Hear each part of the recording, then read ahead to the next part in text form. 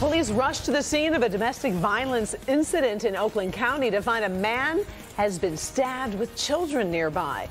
Thanks, everybody, for being with us here at 6. I'm Karen Drew. And I'm Devon Fernandez in for Devin Skillian. A man with a knife taking out his anger on his estranged wife's new partner, and police body cam is showing us the dramatic scene they encountered. Now, this all played out in the Timber Ridge apartments near Grand River and Middle Belt. Victor Williams shows us how officers were able to protect children and others. Hey there, Victor. Yeah, Damon and Karen, you know, we have been seeing these domestic situations time and time again, but this one really went to the extreme. But it's what the officers did when they showed up that saved multiple lives. That's a serious situation for all of our officers that go into this. Chief Jeff King with the Farmington Hills Police Department says it's one of the worst calls to answer, and this domestic situation playing out on September the 29th proves why. The very chaotic and violent scene. It was around 1:50 a.m. that Friday this man allegedly broke into his estranged wife's house to find her with her new man.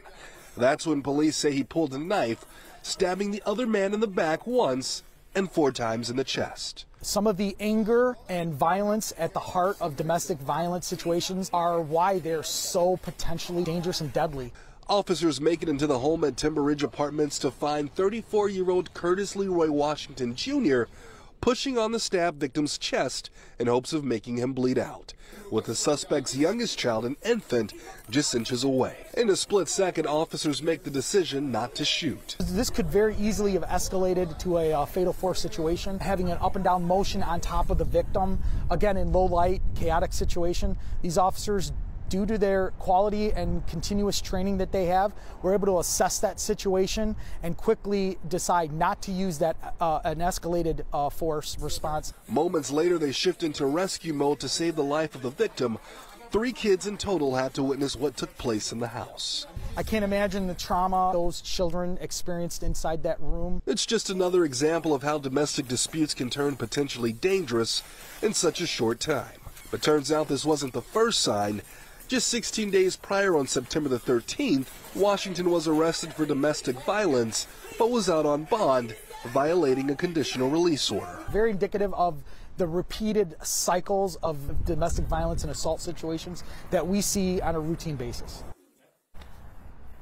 And the chief says he's trying to avoid all of those incidents altogether, and that's the reason why on November 8th there is going to be a domestic violence community forum right here at the police station for some folks who want to learn more about the dangers of all this altogether. In the meantime, Washington is being held without bond. He's facing the charges of assault with the intent to murder as well as domestic violence, but we are told that more charges are on the way. In Farmington Hills tonight, Victor Williams, Local 4. Yeah, that forum you mentioned is so important. We'll make sure to post information on clickondetroit.com on that, as well as resources. We appreciate it. Thanks, Victor.